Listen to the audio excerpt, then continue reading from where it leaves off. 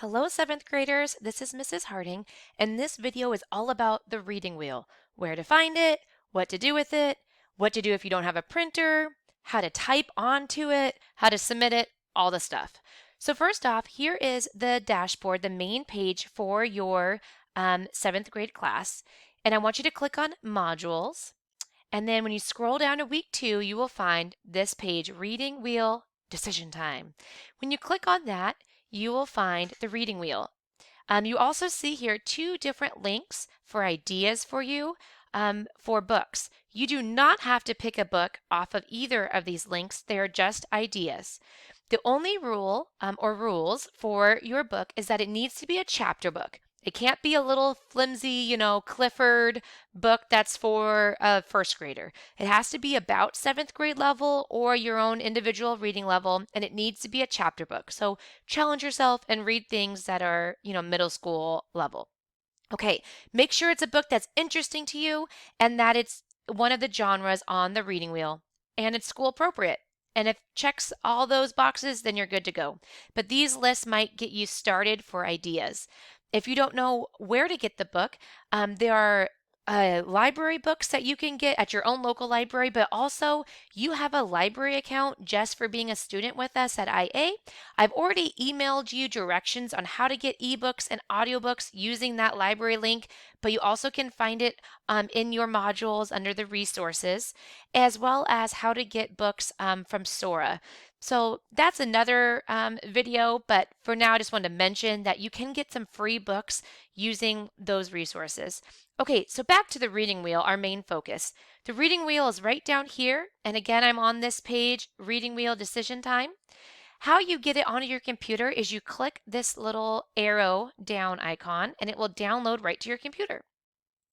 Then when you open it, it opens right on Word.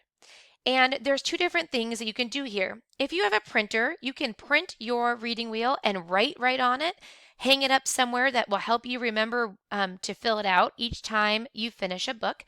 But if you don't have a printer, then you're going to want to type right onto this wheel and save this to your computer so that you can upload it when asked throughout the course.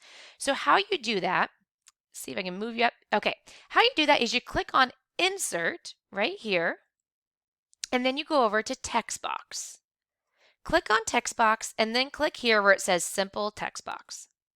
All right, now you can type. You can type whatever the title of the book is, the author is. You can shrink it to make it smaller. But you notice that when I try to move it around, it moves the whole wheel. How you fix that is you click this little icon and then you go here where it says in front of text. That moves the text box in front. So now you can actually drag it right onto the wheel itself. If you have a book that you read about animals, it could go there. Or you could even put it on the outside. I'll leave that up to you and go around the wheel that way. Then you can go to File and go to Save or Save As and save it to your computer so that you have it and you are ready to upload it when asked in the course. Okay, so when are you going to upload it? Well, back here in Modules, you will be asked to upload it several times throughout the year. The first one for this year is in October. You see here it says Reading Wheel Check-in number 1. I'm going to go to Student View here. Okay, so down here, it says choose a file. That's where you would click, and then you could upload either the file that you typed on, or you could click and upload a picture. So borrow a parent's phone, take a picture of your reading wheel if you printed it out, email it to yourself, and then you could upload it that way, whichever way works for you. Or some people have scanners or a scanner app on their phone or tablet or on their printer itself, and they could scan it and upload it that way too. It's up to you, but here's where you choose the file and you upload it. Other questions about the reading wheel that I've gotten is how many books do we have to read? Well, the ultimate goal is to fill up this entire wheel by June, which would be 18 chapter books, which is about 2 books a month that you would read. But you will get full credit as long as you fill up at least half of the wheel or 9 books, which is about 1 book a month. So again, the ultimate goal would be to fill up the entire wheel, but as long as you fill up half of it, 9 books, you will get full credit. Each check-in will tell you, oh, you should have about this many books on the wheel for full credit at this point in the year. And then you notice on the outside, there's all these different genres.